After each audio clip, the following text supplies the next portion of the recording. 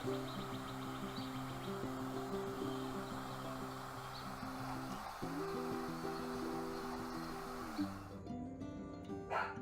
it's a cold, dreary day outside. It's been raining, and today's the day that I'm going to just do things in the kitchen. And I have 2 gallons of milk here that I'm going to process into cheese.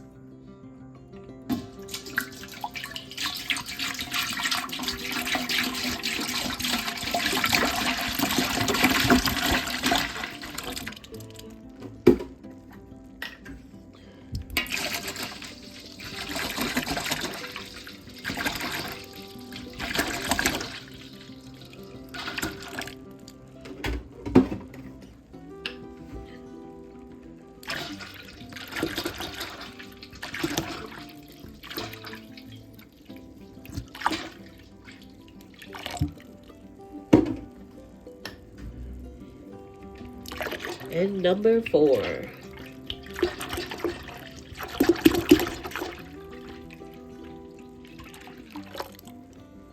Okay, so I have all my milk in. I'm doing a white cheddar cheese. I've done that in the past and I've had good success with it. So I'm going to stick with that for now. I don't want to waste any of this 2 gallons of milk that I have. I do have a very semi-detailed video that I will try to link either in the description box below or in the comments. I'll pin it as a comment and you can see how I do that. And I will also try to link the yogurt one that I've done in detail, the crock pot yogurt, that one that I did before this, in the comments as a pinned comment or in the description box. So I'm just going to go and start rolling with making this cheese. So while my milk is coming up to temp, I'm going to start putting my cheese press, and I just washed my molds. It was a Christmas, my birthday present from last month, one of them. So I'm putting it together. I just put the screws in, the nuts and bolts, and I have all the rest here. And this is the top of it that's going to go on the top of here.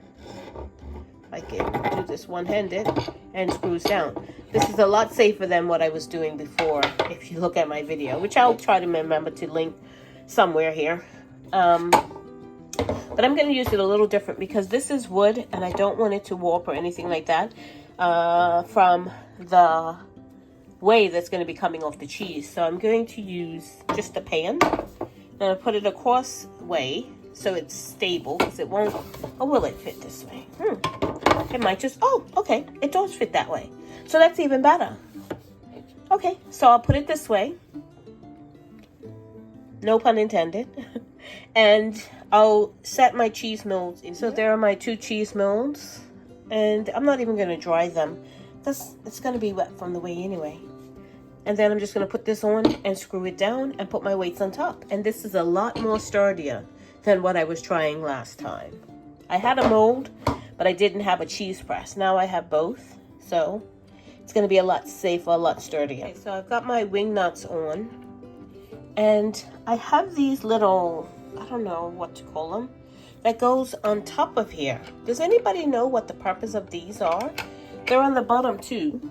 Let me lift this up so you can see it. I understand that, that's like the feet. But what's the purpose of them being on the top if you have the wing nut? It's not like it's going to come off. What's the purpose of this? Having this covering this like that. I don't understand the purpose of them. I might not even use it. I looked at the instructions and it doesn't really say why. So I don't know. I'll just leave them off and I'll just use the wing nuts. That's what I'm going to use. And it fits in here perfectly. My tray is going to catch all the way and not ruin my new cheese press. So yeah, there's my 2 molds under there and my top that will distribute the weight evenly. Okay, so for the life of me, I know I have one of these cheesecloths somewhere and I could not find it.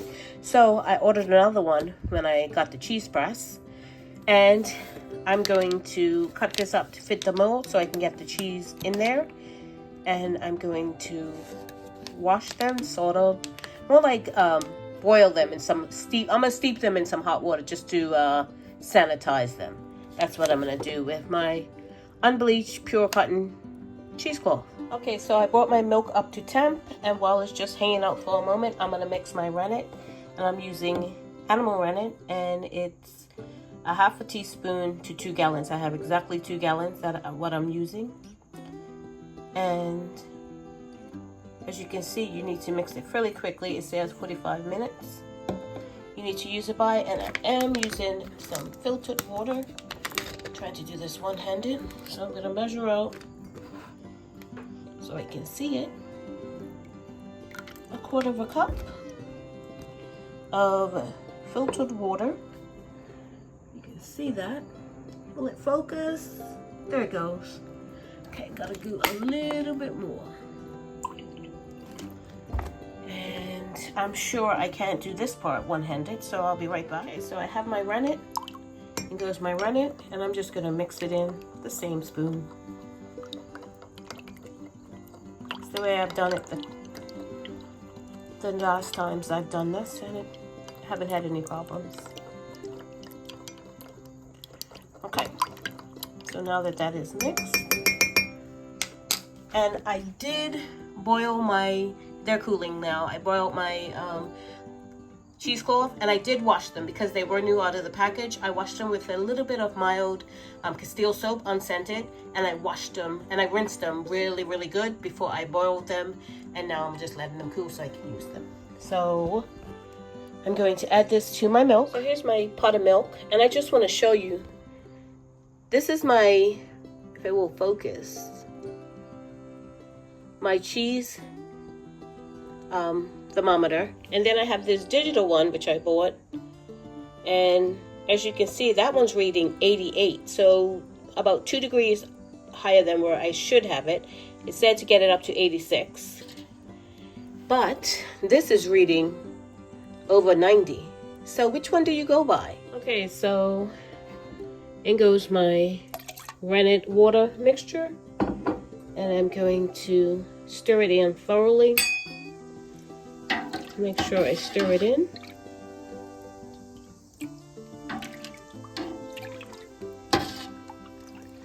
And then I'm going to let it sit for 45 minutes with the top on. So I'm just going to let it sit 45 minutes with the top on. Okay, so it's been 45 minutes. I just took the top off, and I'm going to check for a clean break. Nope. Not a clean break, so I'm going to leave it. This is the problem I have with my stove. It cools down really quickly, so I'm going to leave it and come back to it in about 15-20 minutes or so. Okay, so I thought I hit record when I was cutting up the curd, but apparently I wasn't. So I cut it up. I got to cut a few more pieces. You can see I missed a couple, but I'll cut them up smaller. And I'm going to raise the temp to 98 degrees, and I'm going to hold it there for 45 minutes. I stir occasionally so this doesn't clump back together. Some people say to stir constantly, like not vigorously like how I'm stirring it now. I don't do that. I can't stand here for 45 minutes, stirring this. Basically, you just don't want these to clump back together. And I mean, I've had a few clump back together, and all I did was just separate them, and it's fine. You just want it to release the whey, and that's what it's doing. As you can see, it's quite watery, and it's fine.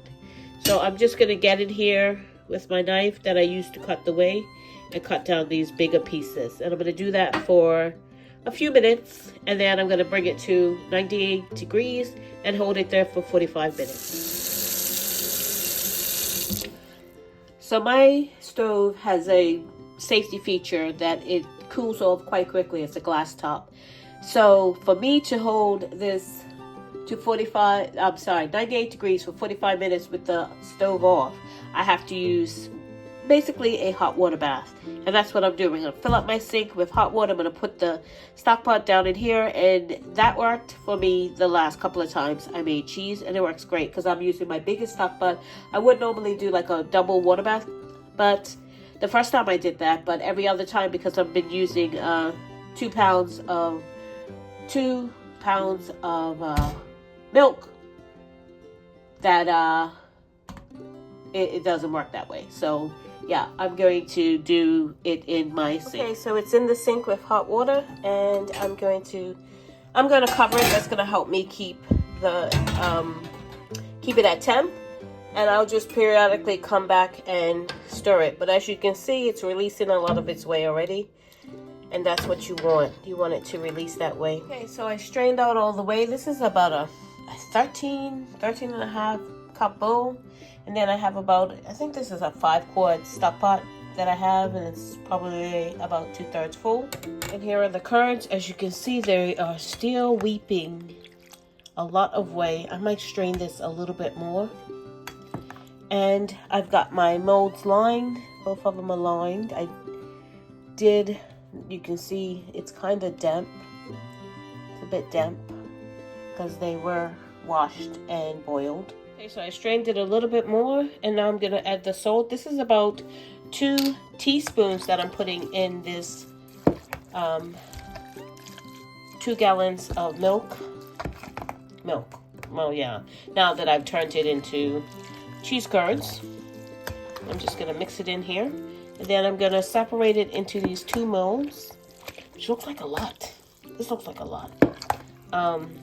So we'll see. Last time, I think my molds were taller than this, but about the same size. So we'll see how this goes. And I actually had to improvise a mold because I only had one actual cheese mold. Okay, so I've got them pretty much evenly spaced between the 2 molds, and there's nothing left in there. I was gonna save a little bit to use as cottage cheese, but I decided at the last minute not to. And I'm gonna fold this over as flat as I possibly can to get out all the wrinkles. And I'm going to put this in the press for 20 minutes the first time with 10 pounds of pressure.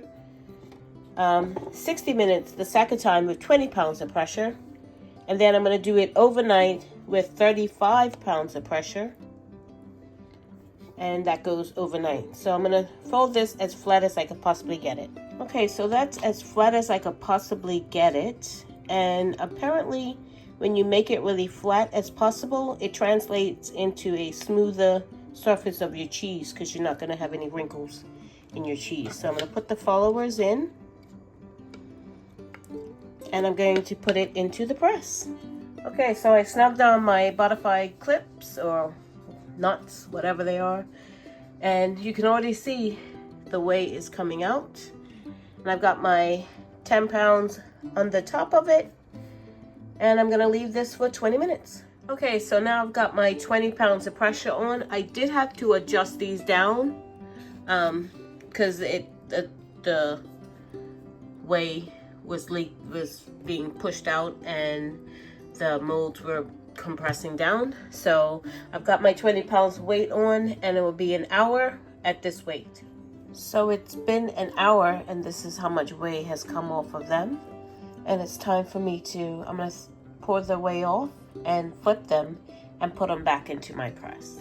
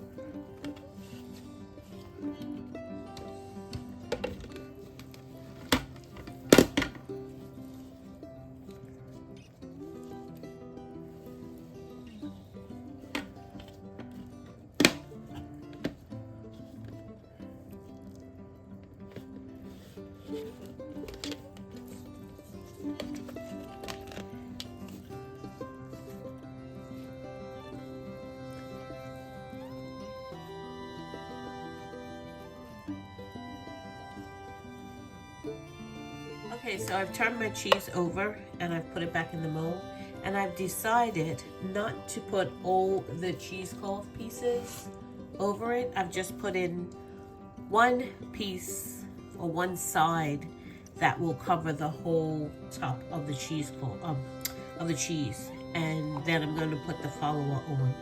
I'm just trying to make it as smooth as possible and not have as many wrinkles.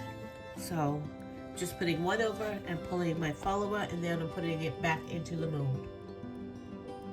So one thing I did notice about these molds, there's quite a bit of play in them.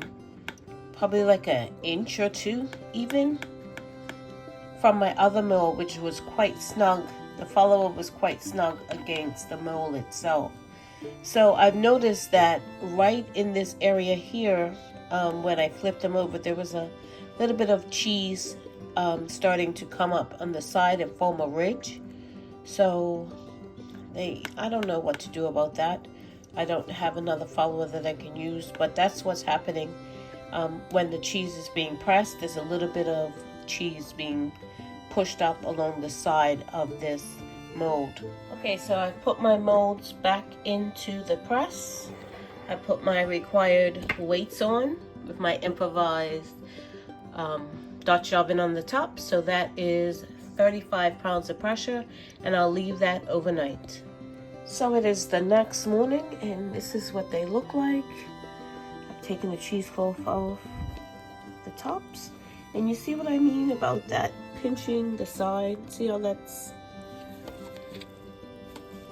pinched the side and the cheese has come up over it, but that's okay. I'm going to put them on these wicker plate holders and let them air dry on my counter covered for a few days. Okay, so here they are out of the mold on the wicker plate holder. There's a few like ripples and stuff in them, but that's the best I could do with what I had, and I'm pretty happy with it. So like I said, I'm gonna let them dry on my counter, and then I'll seal them in a few days in vacuum seal and put them down in my cold room where it keeps nice and chilled, and I'll let them cure for about 90 days. So that's what I've done for the Every Bit Counts challenge today. I've turned 2 gallons of milk into cheese that we will cure and use for all sorts of things. I've used this on pizzas, sandwiches, you name it, eggs, I've done it.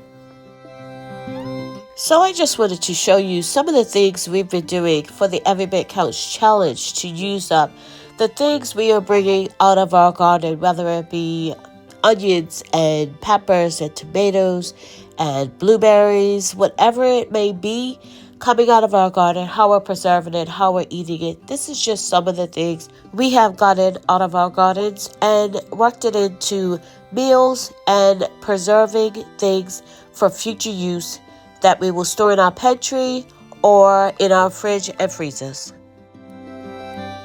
Thank you so much for watching. If you haven't subscribed, please subscribe and click that notification bell to be notified when I upload videos.